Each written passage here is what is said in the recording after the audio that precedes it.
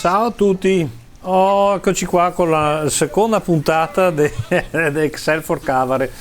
Vedo che sì, in tanti, vedo che la prima lezione mi è piaciuta tantissimo, ho detto se ti faccio anche un'altra, perché insomma mega vi dà tanti feedback positivi, vi si messi ridere, vi è piaciuto anche sto scherzo dei Cavare. E quindi che sta, dai, a sto punto avanziamo di livello e diventiamo Cavara tibetana, e così anche insomma avremo anche un titolo più nobile, insomma, della semplice Cavara, che siamo tutti, a parte sì, insomma vi vedo tanto numerosi, sì, però magari se evite di mangiarmi alberi torno a casa mi riesco anche a fare lezioni meglio. Comunque insomma che siamo tutti, potremo partire anche a me che so in mezzo agli altri, che so Cavara anche a me, come che cosa spiegare, insomma non è un'offesa, è un gioco che siamo di fare. Potremmo progredire questo Excel, cosa dici io?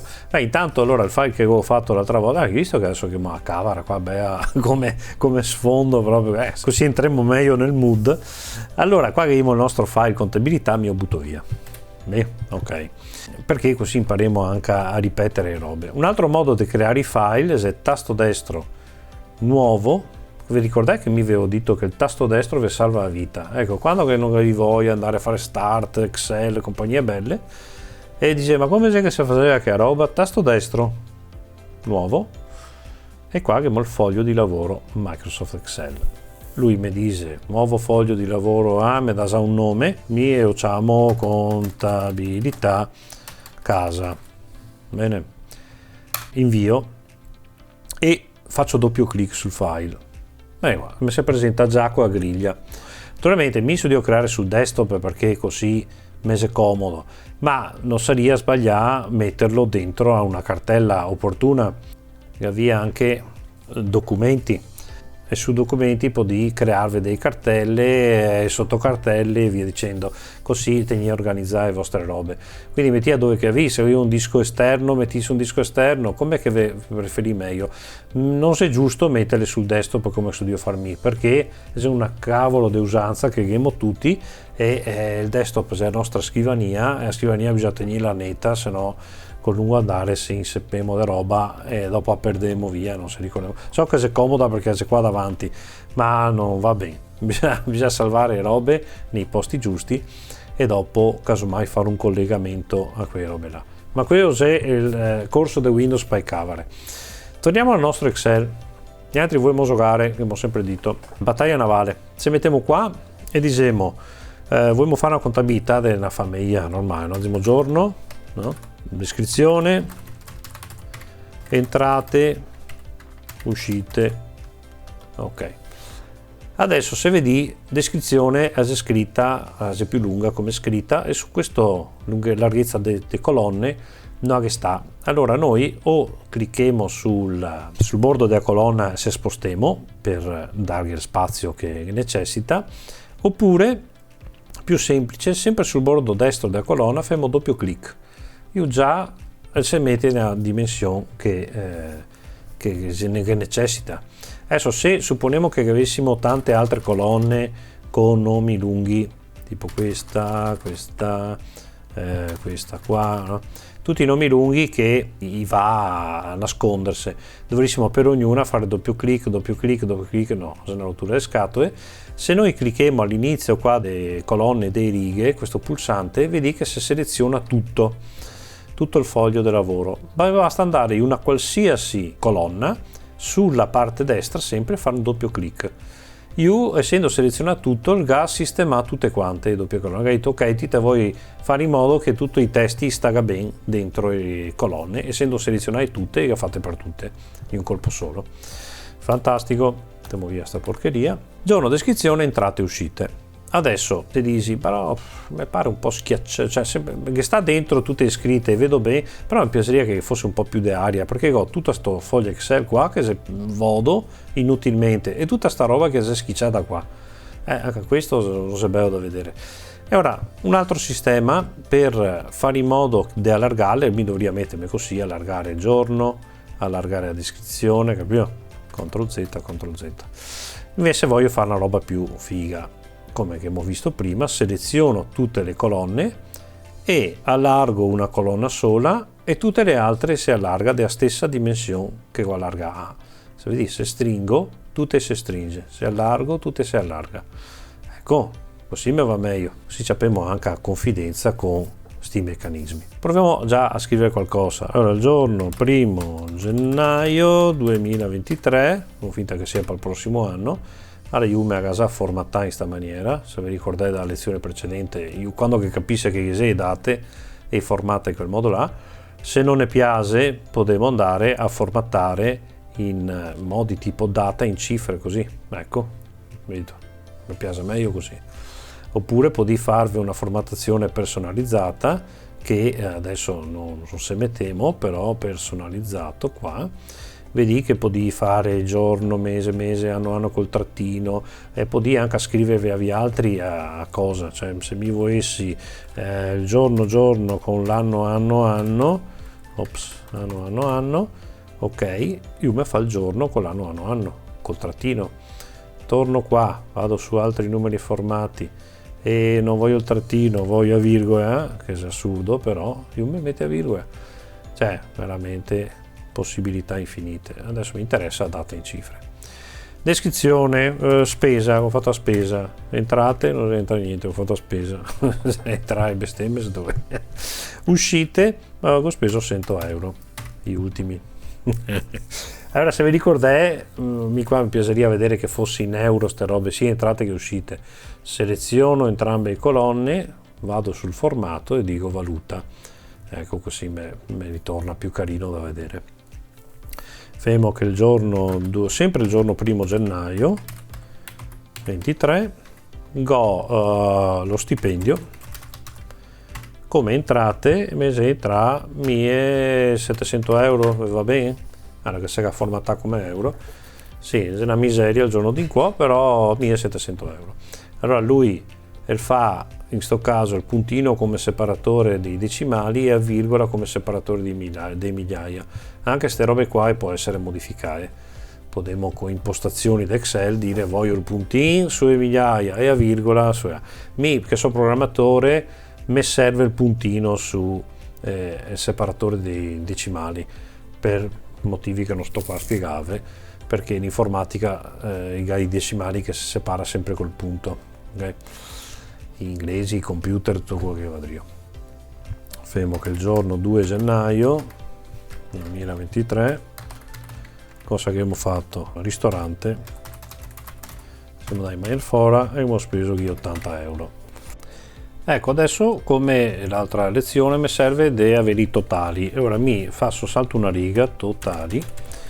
Vi spiegherò perché salto sta riga, ma è una questione furba che fa solo voi così. Uguale somma. Seleziono dalla prima a questa riga vuota che ho saltato, ok?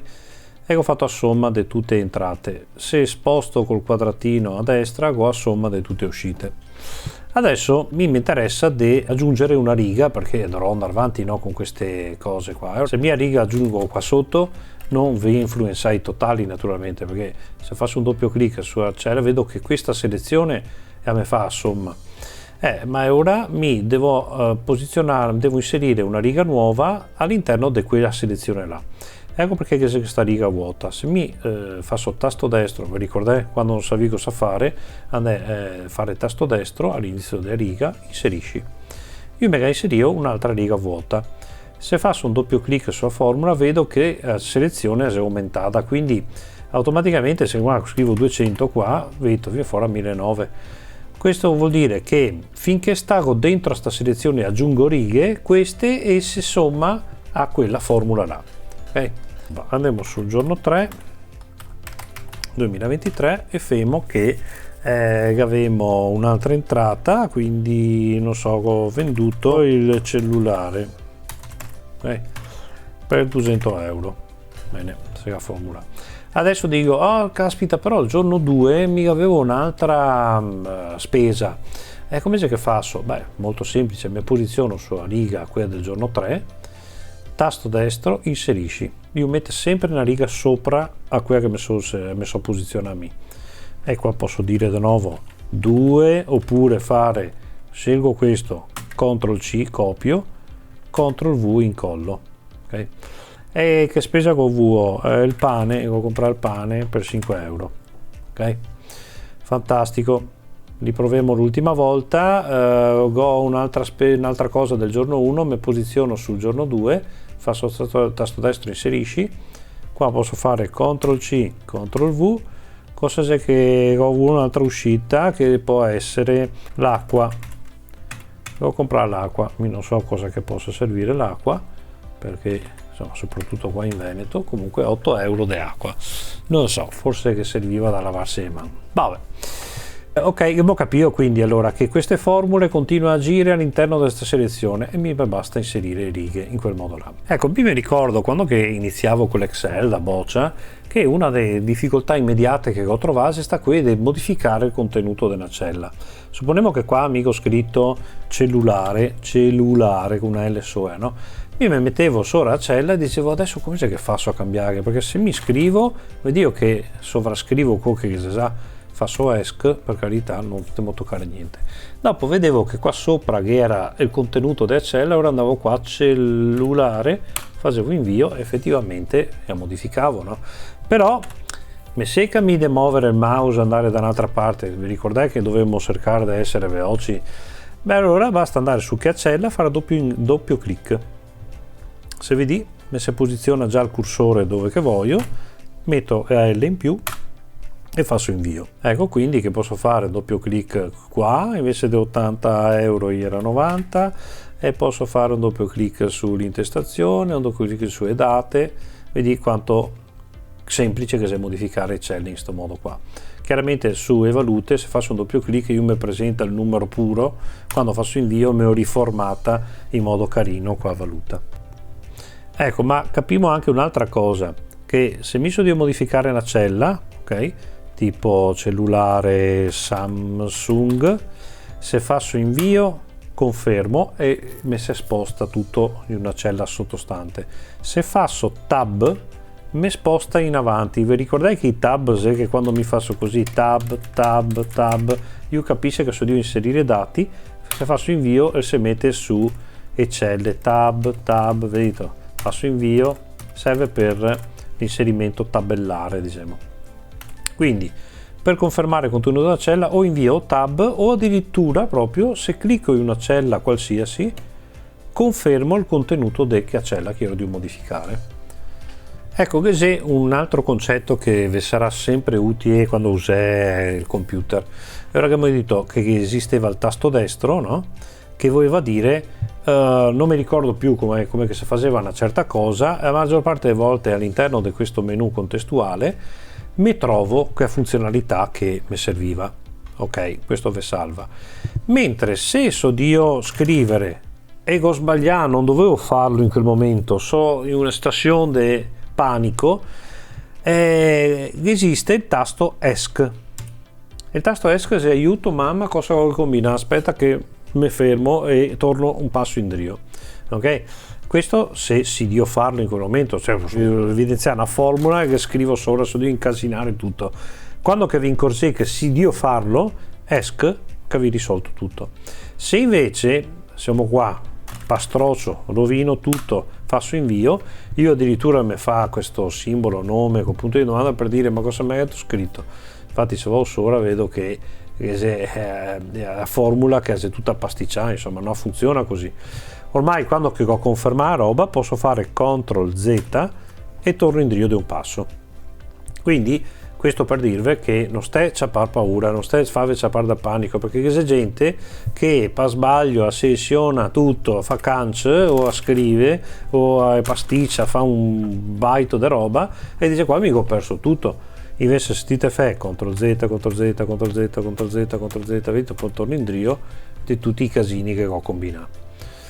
Quindi ok, l'importante è anche l'ESC, so di fare un casino, ESC, torno indietro e non faccio più quello che io devo fare. Insomma. Ecco, supponiamo che abbiamo concluso il nostro lavoro, no? Mi piace così, ora siamo voglia di farsi anche una stampa per mostrarla a nostra moglie, al nostro marito, ai nostri figli, guarda qua quanto che spendiamo al mese, nostra. Allora facciamo file e andiamo su stampa.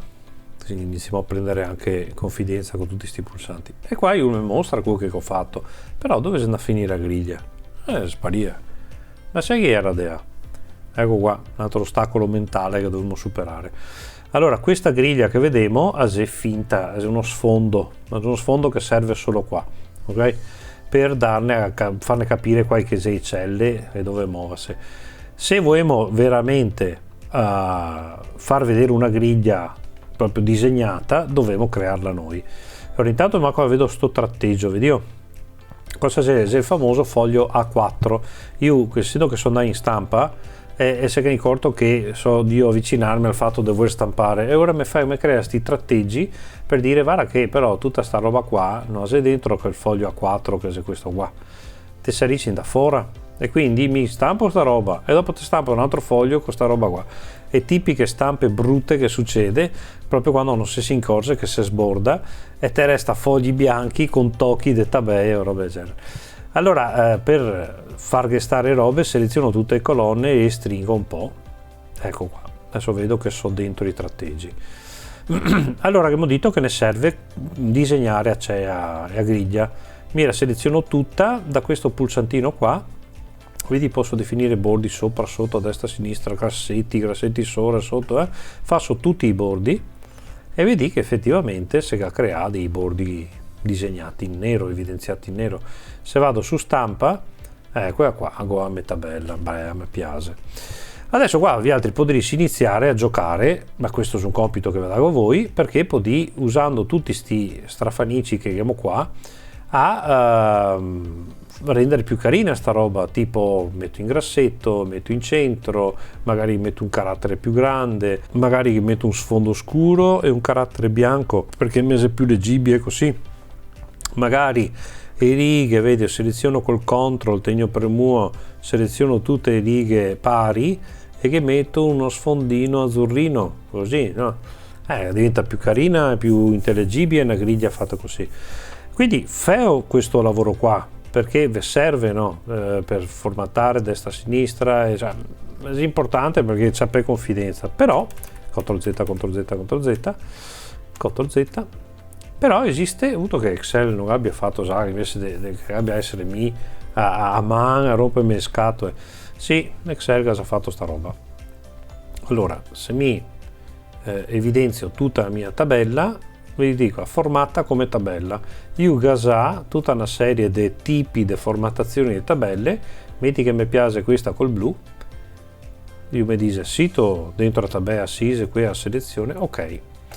Se vedi, io magari evidenziare intestazioni, che mi ha fatto una riga sì, una riga no, correrai così mi capisco meglio, e ho fatto i totali quasi a posto, addirittura mi ha messo sti qua che si dei filtri, questi qua magari vedremo più avanti che è una cosa avanzata, però già ne fa capire qualcosa, nel senso che guarda qua, io già capisco che si dei date, quindi potrei cavar via tutto il femo un esempio proprio, mettiamo se qua e femo 01 del 2024, supponiamo di aver aggiunto un qualcosa, io se te vedi mi ha creato due filtri annidati, uno che riguarda il 2023 e uno del 2024, quindi Excel sa già gestire, addirittura mi ha creato anche i filtri del mese e all'interno i filtri dei giorni, quindi mi potrebbe dire mostrami, cava via tutto il 2023, ok? E io mi mostra solo il 2024. Posso fare l'inverso, metti 2023, cava 2024, insomma, eccezionale. E posso anche dire seleziona tutto, mostrami tutto ecco qua, e mi mostra entrambi. Quindi figo, se mi avessi 100, 1000 righe di contabilità mi risulterebbe un po' difficile andare in cerca delle robe là, però filtrando posso filtrare le valute, tutto quello che voglio, e io oppure posso dire mostrami tutte le spese, quindi leva via tutto, fammi solo la spesa al supermercato e mi mostra lì solo le voci delle spese dei supermercati, così posso farmi anche i calcoli su quelli.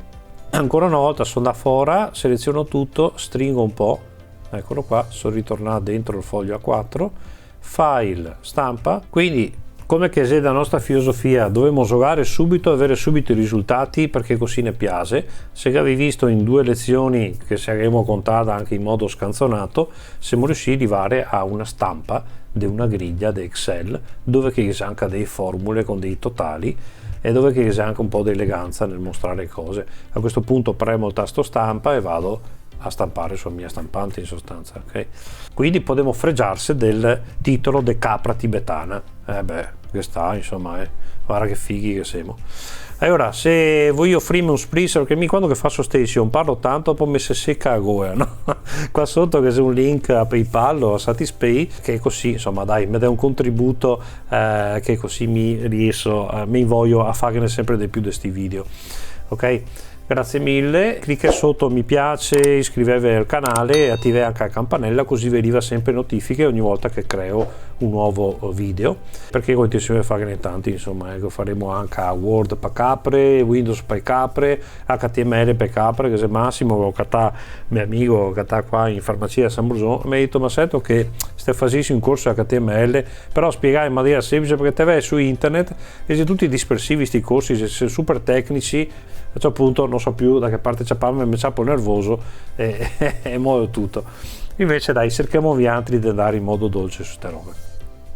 Vabbè, grazie ragazzi ancora di tutto, ci vediamo alla prossima.